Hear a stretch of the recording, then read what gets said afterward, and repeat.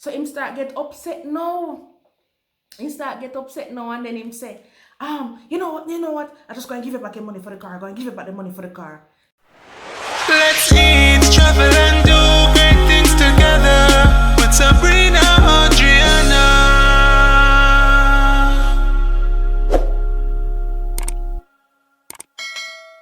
Hi guys, welcome back to my channel,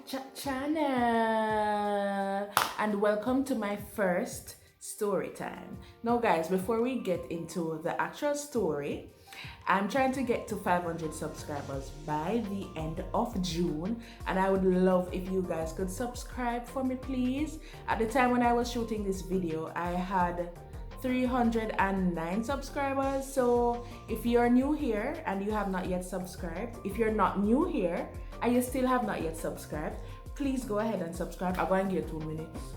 Well, 2 seconds, not 2 minutes. 1, 2, subscribe it. Thank you guys.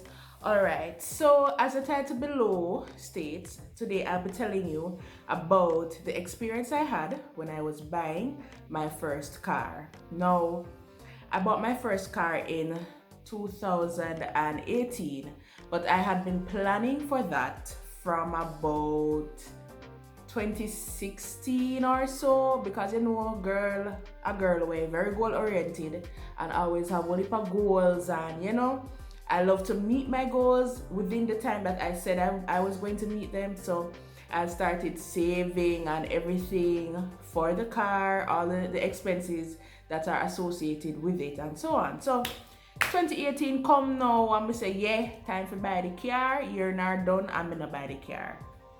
Anyway, my friends Sashane and Javon, big up Sashane and Javon, they found out from me what kind of car I wanted to get, and they went ahead and they started searching for cars, calling places to find out if they had the car that I wanted, because I knew the type of car that I wanted as well as the color that I wanted it in, because you know, I was very specific about what I want. So we found one of the cars that I was looking for at this auto dealer place in New Kingston. So we went there, I looked at the car, I liked it.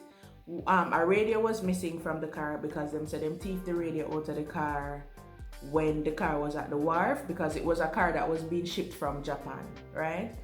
And they also said that around by the back where the trunk is, I don't know what name, that's something there where you line the back of the trunk, where you push your hand under to open the trunk. That was broken, but they said they were going to fix it. But other than that, the car did clean and nice, and I particularly loved the car because it also had a front camera on the bumper, which was supposed to show you the images when you were like turning corners and stuff. So I've never seen that model car with a front bumper camera, so I thought that was really cool, and it had all the other features that I wanted. It had a reverse camera, and the car was nice, right? Yeah, it had buttons on the steering, and the seats were clean, the inside was clean, and all of that. So fast forward now, we decided to go take the car, because we had gone to some other car dealers before, and we decided we were going to take the car. Now the process to get the car was smooth in terms of coming from the auto dealers and in sending over all the documents to the bank so the bank can process it and send them the money for the car. Yes guys, I took a loan to buy the car because me now take up my savings and put it into a depreciating asset. I probably do another video about this in terms of investing and saving and what you put your money in, but me not cut the video, but me I cut the video a little bit just to say that do not take up your money and buy a car cash, a car which is an over $1 million cash. So don't take your money and buy a car that costs over $1 million cash, unless you really have it like that, then fine. But I'm personally, me not take up my money and put it like so much money and put it into a depreciating asset. If you're going to buy a car that's less than $1 million, then that's fine. But if you take up a whole like 1.3 million dollar and spend it on a car that's going to depreciate as soon as you drive it out of the car mart, it makes no sense, right? So I prefer to borrow the money for buy the car and then me take time pay them back and save my savings just in case an emergency comes up. All right, so back to the story now. The bank sends over the money and the process go good and everything, and me and my friend them go pick up the car one Saturday. We take taxi and we go pick up the car and we took pictures. I'm gonna show you them now.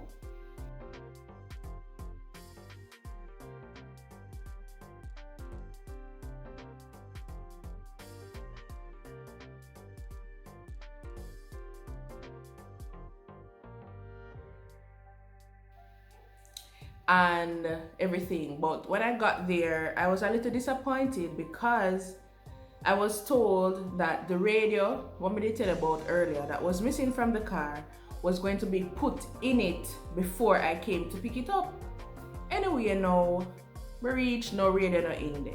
I was a little annoyed, so I can't really hide my facial expression. So my friends were saying, hey, this is your first car, you need to, look happy and spruce up yourself and so. But I was happy that I was getting my first car, but at the same time I was annoyed that the radio was not put in as they said it would have been. Fine, I took the car and I left.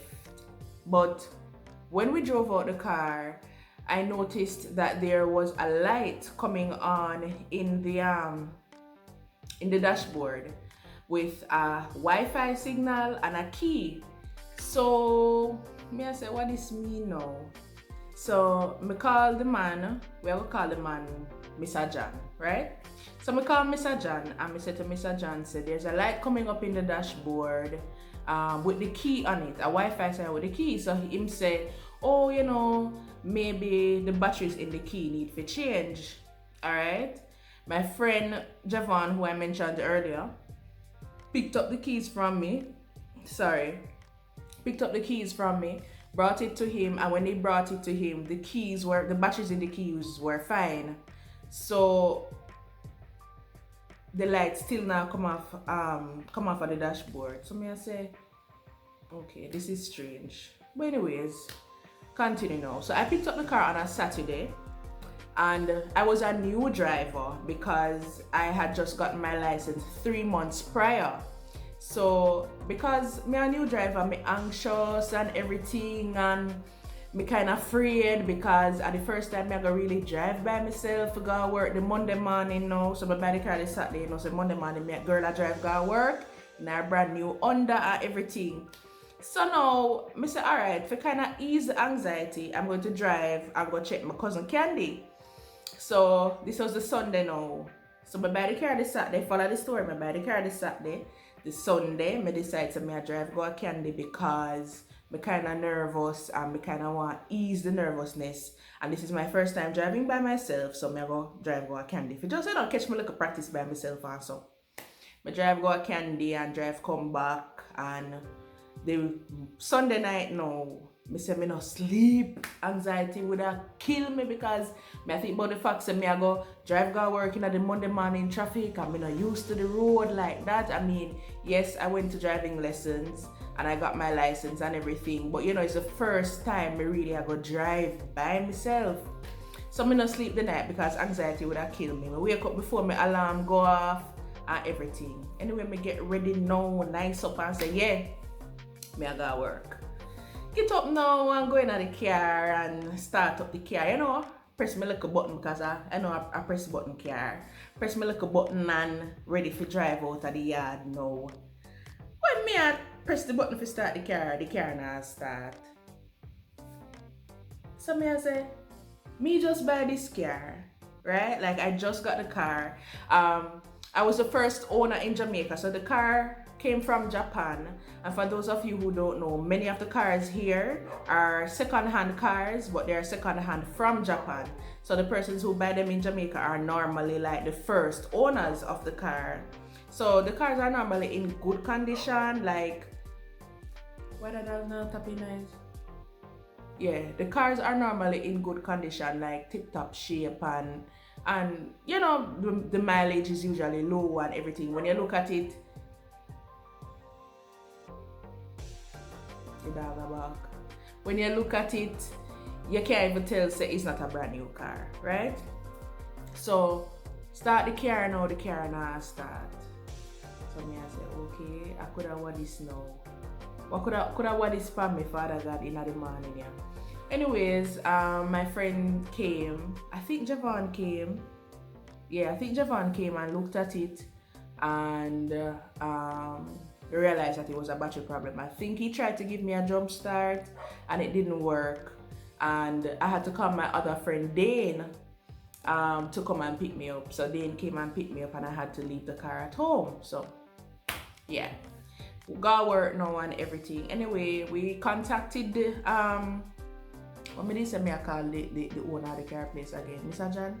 So we contacted Mr. John and Mr. John said, alright, we'll give you one battery. So he give you the battery. Okay? Take the battery. And change the battery and the car works. So I ended up driving to work for the first time the Tuesday morning, right? Drive to work the Tuesday morning now. The lights were in the dashboard still now come off. So me I say, alright, I don't know what else to do because Mr. John said the light in the dashboard was caused by the key. The keys them don't need batteries. So you know what is the problem. Anyway, I decide to take it up on myself. Guys, pardon that damn dog. He never about before now, you know, and as soon as I start video, he start being nice. Anyway, I decided to take the car to Superior Parts to just run a diagnostic scan and have it checked out. So I went to Superior Parts now and I left the car there because I had to go back to work. I went in my lunchtime. When me there work now, the guy who I work for my car sent me one voice note and say, Miss Sabriena, you know, your car was in an accident in Japan before it came here.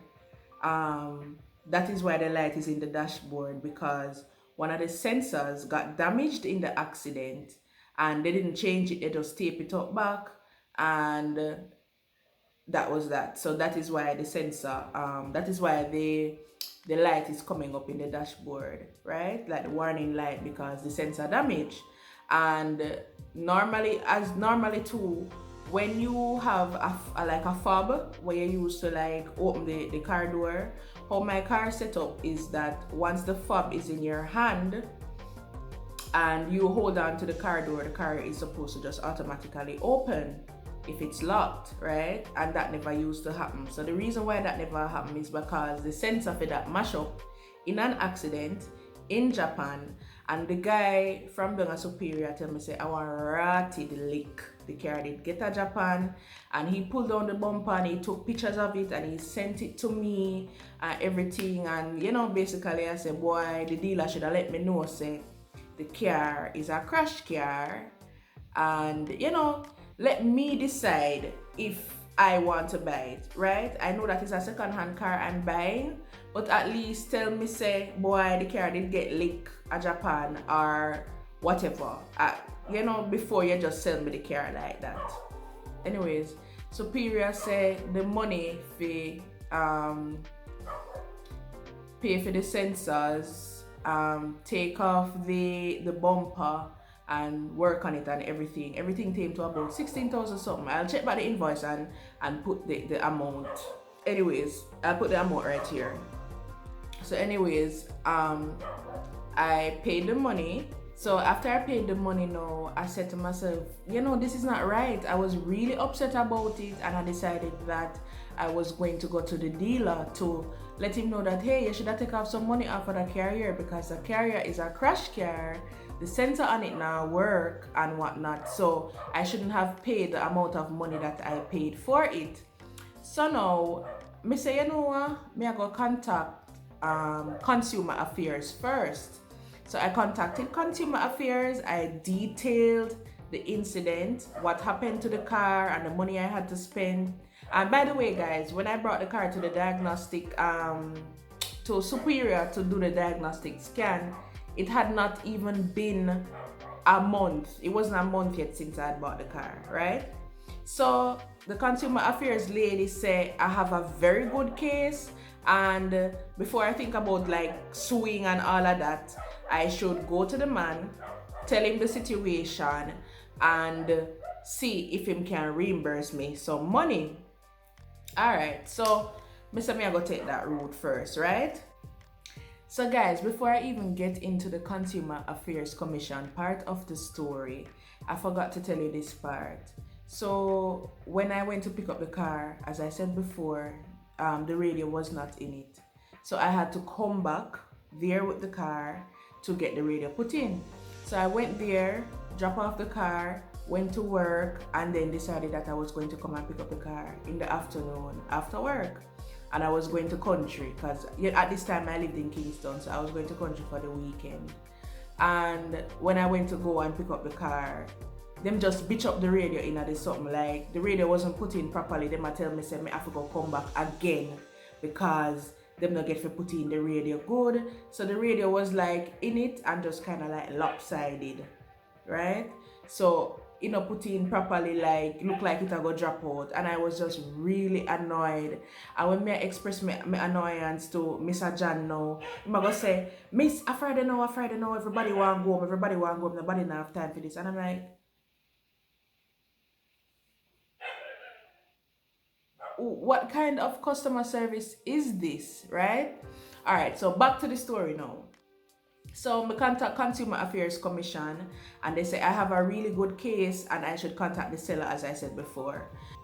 But Consumer Affairs said that before I contact the seller, I should go to Evaluator and get the car revalued, right?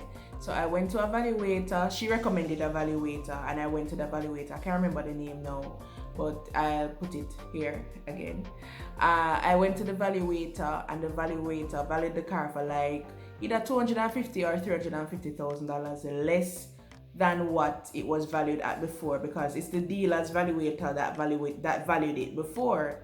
And he also examined the car and made note that it was in an accident, and it was a serious accident and that I should basically be reimbursed, right?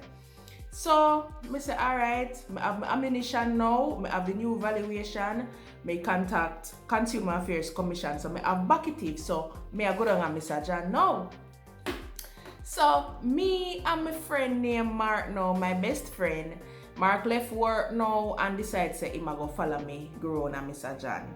We go on and Mr. John now, and when we're around there now, in the phone, right? So by the way, I had called him before and tell him so I come check him because there's something wrong with the car, and the light that was coming up in it, that he told me that was because of the key, where when me asked him, say, okay, the battery in the key no one change, so why not come off? And he couldn't give me one different answer.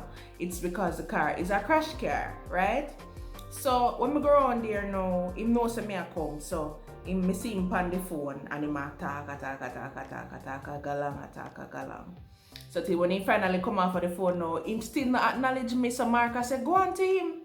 So I go over there to him now and I have the paper them in my hand, because I tell us I come with my ammunition, right? So I have the receipts. So I come with receipts, literally, from Superior, where I had to pay to have the sensor changed. I also came with the new valuation that I had. So I have my little envelope with my little things them. Because like you got court, and you have your little file and your little document them, and so I go down at the dealership. So after I come off of the phone now and walk off, and him not really acknowledge me, like him see me did there, him see me come and everything. So Mark said, if I go to him, and I go to him.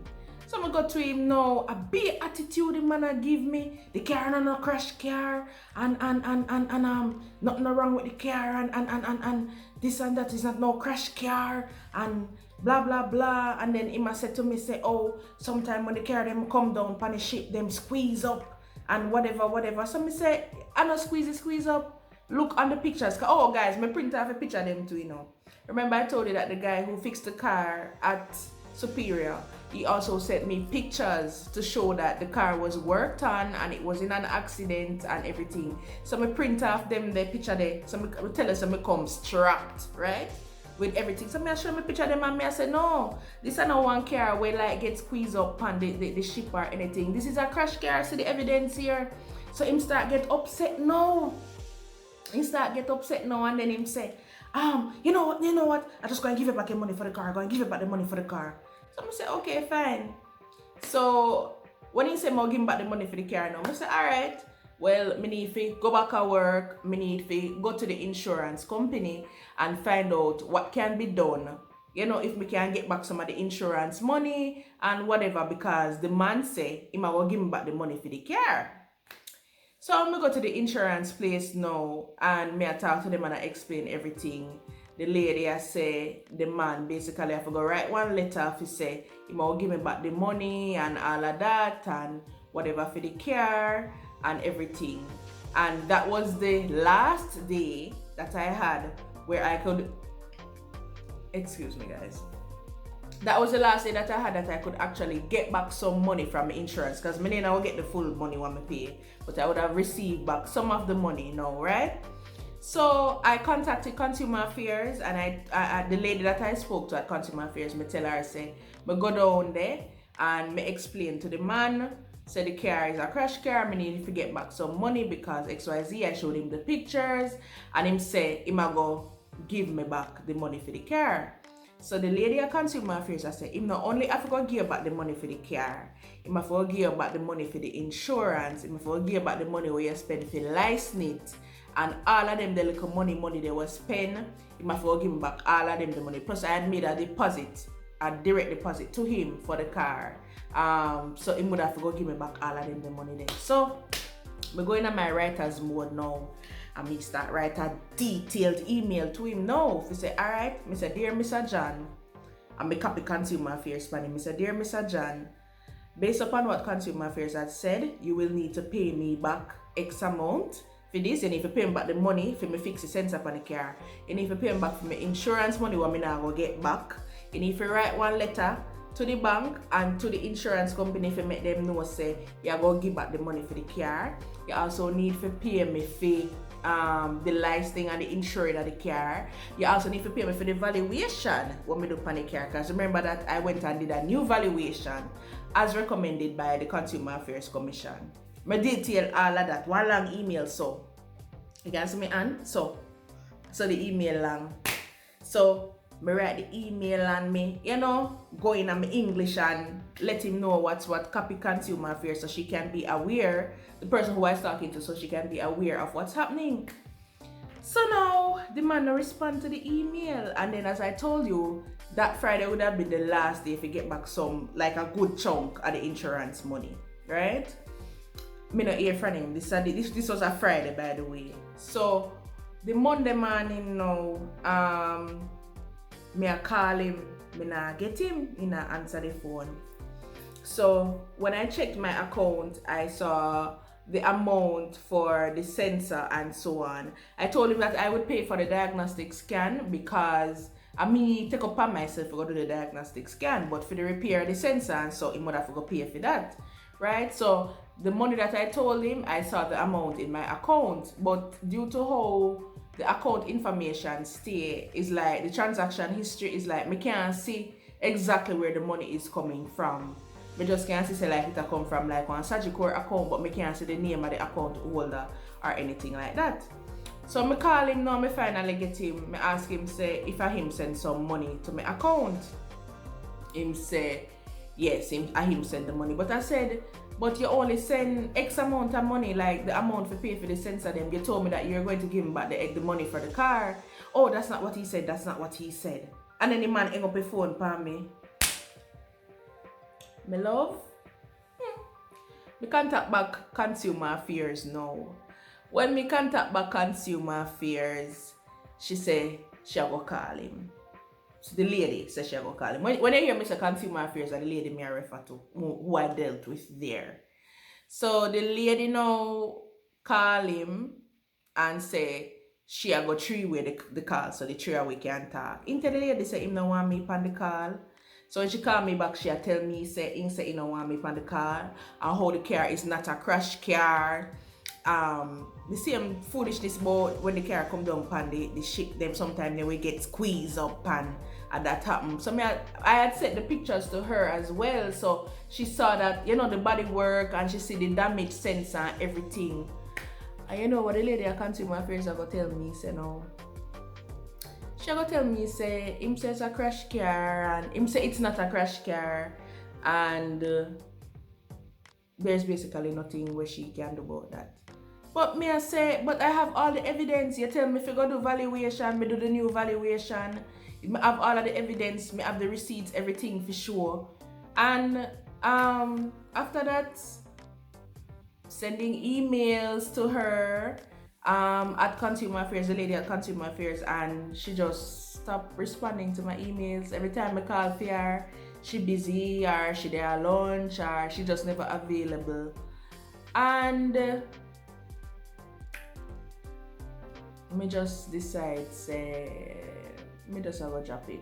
I was so like upset about the situation that I was even planning on just selling the car. That's how I felt, because even though I didn't have any other issues with the car apart from that it was a crash car and the sensor was damaged, which I got fixed, so the lighting on the dashboard did end up come off. Me never have no and you know said me get a dead battery in the car and him did fix that. I didn't have any other issues with the car. It's a pretty good car, right? But I was so upset about the situation and the poor customer service that I just wanted to get rid of the car. I just wanted to sell back the car and just get something new, right?